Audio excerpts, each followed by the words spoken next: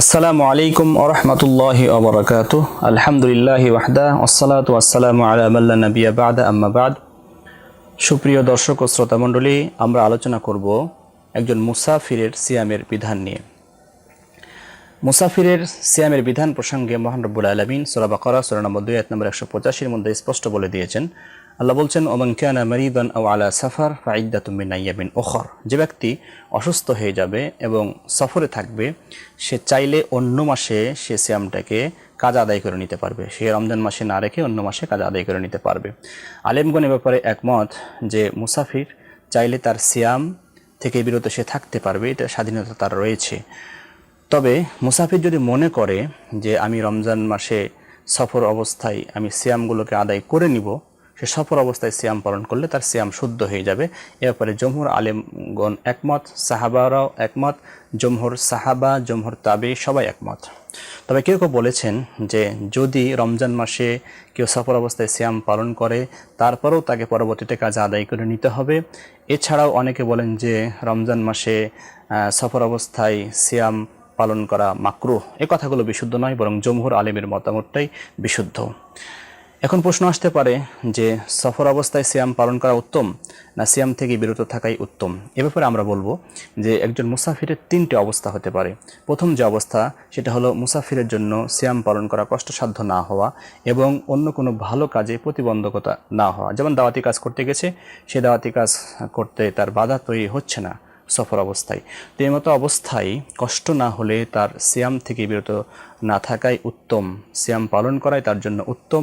কেন আল্লাহ রব্বুল আলামিন বলছেন সূরা বাকারা সূরা নম্বর 2 আয়াত নম্বর 184 এর মধ্যে বলছেন, ওয়া আন তাসুমু খায়রুল লাকুম, সিয়াম পালন করাই তোমাদের জন্য উত্তম। এখানে এর দলিল হিসাবে আল্লাহ রাসূল সাল্লাল্লাহু আলাইহি ওয়াসাল্লাম হাদিসের মধ্যে বলেছেন, সহিহ বুখারীতে এসেছে 1945 নম্বর হাদিস, আবু দারদা রাদিয়াল্লাহু তাআলা আনহু তিনি বলছেন যে খরাজনা মা আন-নবী সাল্লাল্লাহু আলাইহি সাল্লাম ফি বা'দি আসফারিহি ফি ইয়াউমিন হার। আমরা কঠিন দিন, রমজান মাসে খুব তাপের দিনে, খুব উত্তপ্ত দিনে আমরা সাল্লামের এক সফরে আমরা রাসূলের সঙ্গে ছিলাম। হাত্তা ইয়াদা আর রাজুল ইয়াদাহু আলা রাসিহি, প্রত্যেক ব্যক্তির তাপ থেকে বাঁচার জন্য তার হাতটাকে তার মাথায় অনেক ব্যক্তি দিচ্ছিল। মিন শিদ্দাতিল হার, কঠিন তাপ থেকে বাঁচার জন্য। ওমা ফিনা ইল্লা মা কানা মিনান নবী সাল্লাল্লাহু আলাইহি সাল্লাম ওয়া ইবনে রওয়াহা এবং আল্লাহ রাসূল সাল্লাম ব্যতীত আমাদের আর কেউ সিয়াম ছিল না। তাহলে হাদিস থেকে বোঝা যাচ্ছে যে আল্লাহ সাল্লাম এবং ইবনে রওয়াহা সফর অবস্থায় সিয়াম ছিলেন। এছাড়া পরবর্তী হাদিসটি আরও স্পষ্ট হয়, সহিহ বুখারীতে এসেছে 1943 নম্বর হাদিস। আয়েশা রাদিয়াল্লাহু তাআলা আনহা বলছেন যে হামজা ইবনে আমর আল আসলামী রাদিয়াল্লাহু তাআলা আনহু তিনি আল্লাহ রাসূল সাল্লামকে একবার বললেন যে হে আল্লাহর রাসূল, আসুমু ফি সাফর, সফরে কি আমি সিয়াম পালন করব? ওয়াকানা কাসিরুস সিয়াম, তিনি বেশি বেশি সিয়াম পালন করতেন। এই জন্য আল্লাহ রাসূলকে জিজ্ঞেস করছেন যে আল্লাহ রাসূল, আমি কি সফরে সিয়াম পালন করব? তো আল্লাহ রাসূল বললেন যে ইন শি'তা ফাসুম ওয়া ইন শি'তা ফাফতির, যদি তুমি চাও তাহলে সিয়াম রাখতে পারো, আর যদি না চাও তাহলে তুমি সিয়াম ভঙ্গ করতে পারো। আর সিয়াম যদি কেউ সফর অবস্থায় রেখে ফেলে, তাহলে রমজান মাসের সঙ্গেই তার সিয়ামটা আদায় হয়ে গেল। কষ্ট যদি না হয় তাহলে আদায় করে নয় বেশি ভালো, তাহলে সবার সঙ্গে সিয়ামটা পালন করতে পারছে। পরবর্তীতে একাই সিয়াম পালন করা একটু কঠিন হয়, এজন্য সমস্যা না থাকলে সে সফর অবস্থায় সিয়াম পালন করে না, তার জন্য উত্তম। দ্বিতীয় যে অবস্থাটি, সেটা হলো যে সিয়াম পালন করা অত্যন্ত কষ্টসাধ্য হওয়া, অথবা সিয়াম পালন করতে গেলে কোনো কল্যাণকর কাজে বাধা সৃষ্টি হয়। যেমন দাওয়াতি কাজ করতে গেছে, সিয়াম পালন করতে গেলে দাওয়াতি কাজ ভালোভাবে করতে পারে না, অথবা যুদ্ধের ময়দানে যুদ্ধ করবে, এখন সিয়াম থাকলে শক্তি পাবে না, যুদ্ধ করতে পারবে না। এমত অবস্থায় তাকে সিয়াম থেকে বিরত থাকাই তার জন্য উত্তম। এ ব্যাপারে সহিহ বুখারীর একটি হাদিস 1946 নম্বর হাদিস, সেখানে জাবের রাদিয়াল্লাহু তাআলা আনহু তিনি বলছেন যে কানা রাসূলুল্লাহ সাল্লাল্লাহু আলাইহি ওয়াসাল্লাম ফি সাফারিন, আল্লাহ সাল্লাম এক সফরে ছিলেন। ফারাআ জিহাবান রাজুলান কদ যুল্লিলা আলাইহি, তিনি একটা ভিড় দেখলেন, তো একজন ব্যক্তিকে সবাই মিলে ঘিরে ছায়া করছে। আল্লাহ রাসূল বললেন যে মা হাযা, এই ব্যক্তি কে, কি হয়েছে? আল্লাহ সাহাবারা তখন বললেন যে সাইমুন, এই ব্যক্তি সিয়াম পালন করার কারণে ক্লান্ত হয়ে গেছে, অসুস্থ হয়ে গেছে। আল্লাহ রাসূল তখন বললেন লাইসা মিনাল বিররি আস-সাওমু ফিস সাফর, অর্থাৎ সফরে সিয়াম পালন করা এটা কল্যাণকর কাজ নয়, কারণ এক্ষেত্রে সফরে সিয়াম পালন করতে গেলে ভালো কাজের বাধা তৈরি হতে পারে। এছাড়াও সহিহ মুসলিমে 1119 নম্বর হাদিসে আনাস রাদিয়াল্লাহু তাআলা আনহু তিনি বলছেন যে আমরা রাসূলুল্লাহ সাল্লামের সঙ্গে সফরে ছিলাম, তো আমাদের মধ্যে কেউ সিয়াম ছিল এবং আমাদের মধ্যে কেউ সিয়াম ভঙ্গ করেছিলেন। তো আমরা যখন একটা গরম একটা জায়গায় নামলাম, সেই জায়গাটা খুব গরম ছিল। আকসারুনা জিলদান সাহিবাল কিসা, অনেকেই কাপড় দিয়ে তারা ওই তাপ থেকে বাঁচার চেষ্টা করছিল। অমিন্না মাইয়াত্তাকে শামস বিয়াদিহি, অনেকেই সূর্যের তাপ থেকে বাঁচার জন্য হাত মাথায় দিয়েছিল। ফাসাকাতা সুওয়াম অকম আল মুফতিরুন, ফলে এত রোদের তাপের কারণে যারা সিয়াম পালন করেছিল তারা ক্লান্ত হয়ে পড়ে গেল, আর যারা সিয়াম পালন করেনি তারা দাঁড়িয়ে থাকলো। ফাজারাবুল আবনিয়া ওয়া সাকা আর রিকাব, তারা তাবু গেড়ে তারা তাদের উটগুলোকে, তারা বাহনগুলোকে পানি পান করালো, বাহনের যে উট ছিল সেগুলোকে পানি পান করালো। আল্লাহ রাসূল তখন বললেন যে আজকে জাহাবাল মুফতিরুনা আল ইয়াউম আল বিল আজর, আজকের দিন যারা সিয়াম ভঙ্গ করেছে তারাই বেশি সওয়াব পেল, কারণ তারা কষ্ট না হওয়ার কারণে তারা বেশি বেশি সওয়াবের কাজ করতে পেরেছে। তাহলে হাদিসগুলো থেকে বোঝা যায় যে কল্যাণকর কোনো কাজ যদি করতে যাই সফর অবস্থায়, তাহলে সেই কাজে যদি বাধা সৃষ্টি হয় তাহলে অবশ্যই সেই কাজের ফজিলত অর্জনের জন্য পরবর্তীতে সিয়াম কাজা করে নিবে, সেই নিয়তে তাকে সিয়াম ভঙ্গ করা তার জন্য জায়েজ আছে। এছাড়া সহিহ মুসলিমে 1120 নম্বর হাদিসে আবু সাইদ খুদরি রাদিয়াল্লাহু তাআলা আনহু থেকে বর্ণিত, তিনি বলছেন যে রাসূল সাল্লাল্লাহু আলাইহি সাল্লাম তার সাহাবাগণকে যুদ্ধের ময়দানে বলতেন যে ইন্নাকুম মুসাব্বিহু আদুবিকুম আল ফিতরু আকওয়া লাকুম ফাফতিরু, তোমরা আগামীকালকে শত্রুদের সম্মুখীন হবে, সুতরাং ইফতার করা সিয়াম ভেঙে ফেলাই তোমাদের জন্য শক্তিদায়ক কাজ হবে, সুতরাং তোমরা সিয়াম ভেঙে ফেলো। সুতরাং বোঝা যাচ্ছে যে কষ্টের মুহূর্তে সিয়াম ভেঙে ফেলা এটা উত্তম। আর আরেকটি অবস্থা হতে পারে একজন মুসাফিরের যে সিয়াম পালন করা এত কষ্টকর যে সিয়াম পালন করলে সে মারা যেতে পারে, তেমত অবস্থায় সিয়াম পালন করা থেকে বিরত থাকা তার জন্য ওয়াজিব এবং সিয়াম পালন করা হারাম। এ ব্যাপারে আমরা বলবো আল্লাহ রাব্বুল আলামিন বলছেন সূরা নিসার মধ্যে ওয়ালা তাকতুলু আনফুসাকুম, তোমরা নিজেদেরকে হত্যা করো না। এ ব্যাপারে সহিহ মুসলিমের একটি হাদিস 1114 নম্বর হাদিস, যেটা জাবের রাদিয়াল্লাহু তাআলা আনহু বর্ণনা করেন। আল্লাহ রাসূল সাল্লাল্লাহু আলাইহি ওয়াসাল্লাম রমজান মাসে মক্কায় ফাতহে মক্কায় তিনি গিয়েছিলেন। রমজান মাসে তিনি যখন কুরা আল গানিমে পৌঁছলেন, সেখানে মানুষ সবাই সিয়াম রেখেছিল, আল্লাহ রাসূল সিয়াম রেখেছিলেন। আল্লাহ রাসূল সাল্লাম সিয়াম ভেঙে ফেলার জন্য তিনি দাআবি কদহিন মিন মা, পানির একটা পেয়ালা আনতে বললেন। ফারাফাআহু হাত্তা নাযারা নাস ইলাইহি, তিনি সেটাকে তুলে ধরলেন মানুষ যাতে করে সেটা তার দিকে দেখে সবাই সিয়াম ভঙ্গ করে ফেলে। সুম্মা শারিবা, আল্লাহ রাসূল সেই পেয়ালার পানি পান করলেন।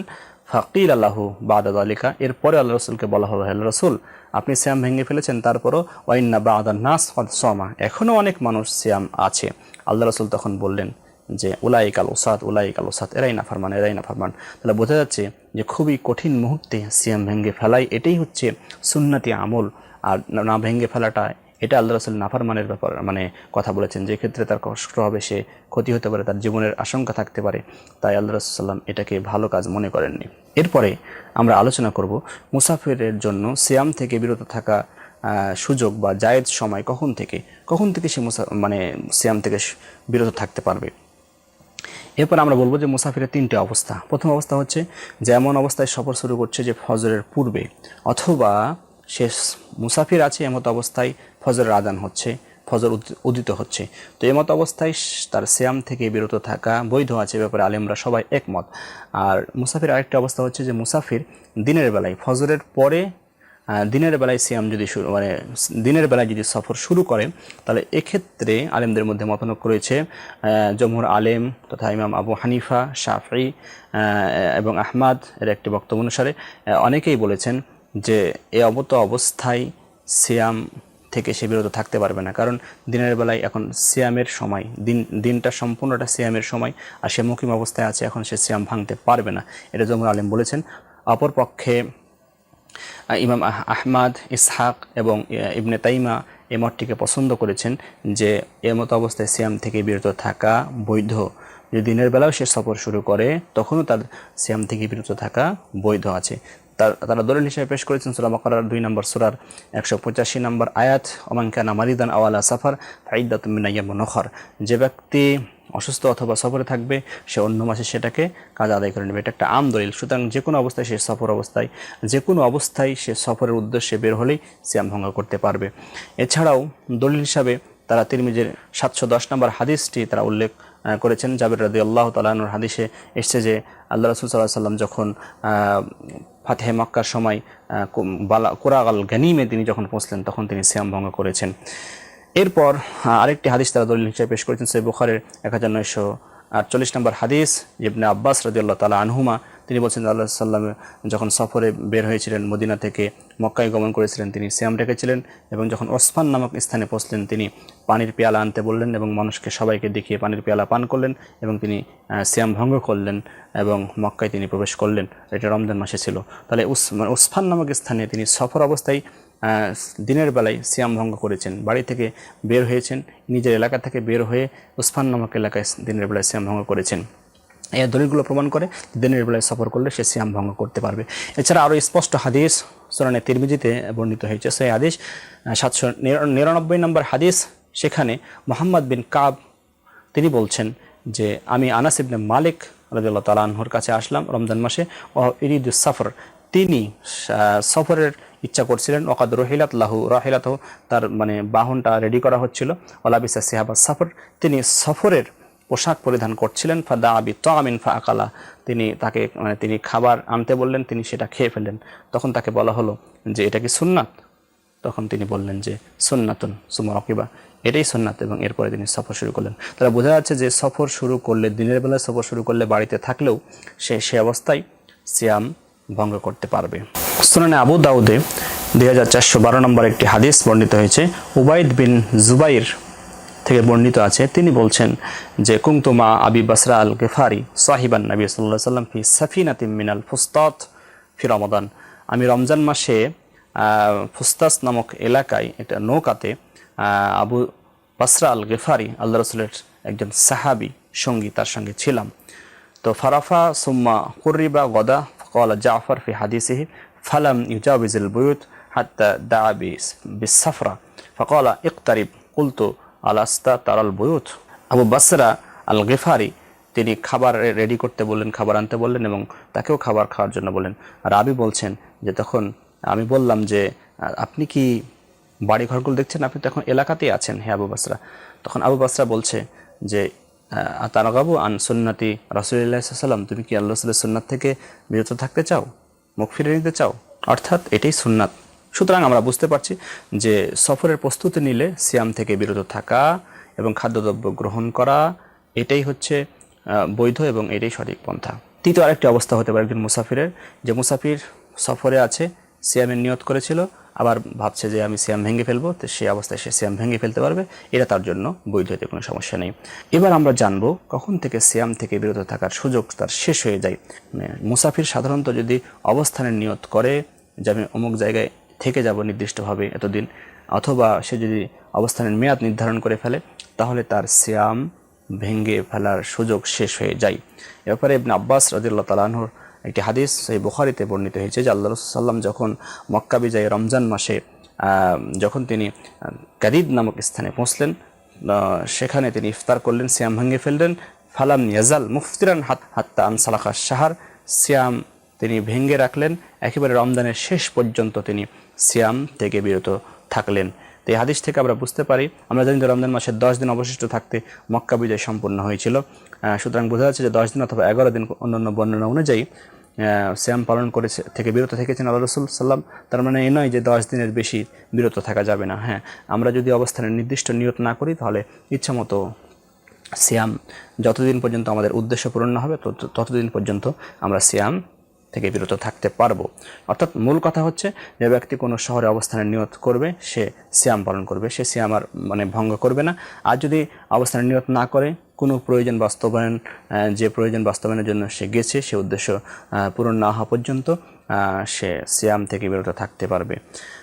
মুসাফিরের সিয়াম থেকে বিরত থাকার সুযোগ শেষ হওয়ার আরেকটি অবস্থা হচ্ছে সে যখন নিজ শহরে ফিরে আসবে তখন তাকে তার পরবর্তী দিন থেকে সিয়াম পালন করতে হবে। এখন কথা হলো যে যেই দিন সে ফিরে আসছে বাকি দিনটাকে তাকে সিয়াম থেকে বিরত থাকতে হবে কিনা।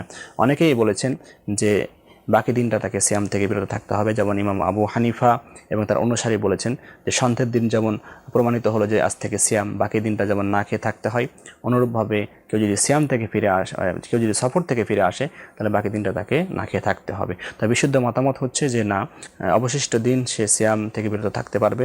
এবং সে অবস্থায় যদি বাড়িতে এসে দেখে যে তার স্ত্রী হায়েজ নেফাস থেকে পবিত্র হয়েছে, তাহলে তার স্ত্রীর সঙ্গে বাকি দিনটা সে সহবাস করতে হবে, এই জন্য তাকে কাফারা দিতে হবে না। অনেকে এমনটি ঘটে যে এত তার অসহনীয় অবস্থা হয়েছে যে সে স্ত্রীর সঙ্গে সহবাস না করলে থাকতে পারছে না, তাহলে সে কি স্ত্রীকে সফরে নিয়ে গিয়ে তার স্ত্রীর সঙ্গে সহবাস করতে পারবে কিনা? তো আলেমদের বিশুদ্ধ মতামতে, আলেমদের স্পষ্ট বক্তব্য অনুযায়ী সে তার স্ত্রীকে সফরে নিয়ে গিয়ে তার সঙ্গে স্ত্রী সহবাস করতে পারবে এবং তাকে কাফারা দিতে হবে না। যেহেতু ইসলাম সহজ ধর্ম, কঠিন হয়ে গেলে সে স্ত্রীকে নিয়ে সফর করতে পারবে। তো আমরা মুসাফিরের বিভিন্ন বিধান নিয়ে আলোচনা করলাম। আমাদের মুসাফিরের সঠিক বিধান জেনে সঠিকভাবে সিয়াম পালন করার আল্লাহ আমাদেরকে তৌফিক দান করুন। আল্লাহুম্মা আমিন। আসসালামু আলাইকুম ওয়া রাহমাতুল্লাহি ওয়া বারাকাতুহু।